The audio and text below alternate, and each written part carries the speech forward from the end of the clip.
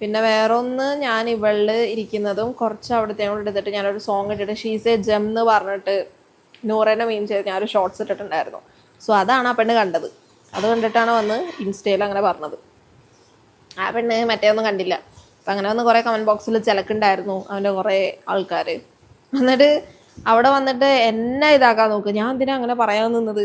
പിന്നെ അവൻ്റെയൊക്കെ പിടുത്തം കിട്ടുമ്പോൾ മിണ്ടാണ്ടിരിക്കാനായിട്ട് അവൻ്റെ വീട്ടിലെ പെണ്ണുങ്ങൾ പിടുത്തം കിട്ടുന്നോട്ട് മിണ്ടാണ്ടിരിക്കണോ?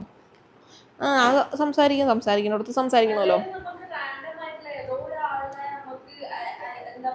ഇങ്ങനെ വഴി കൂടെ പോണ ഒരാൾക്കാരെ കയറി ഇങ്ങനെ പറയേണ്ട ഒരു കാര്യമില്ല.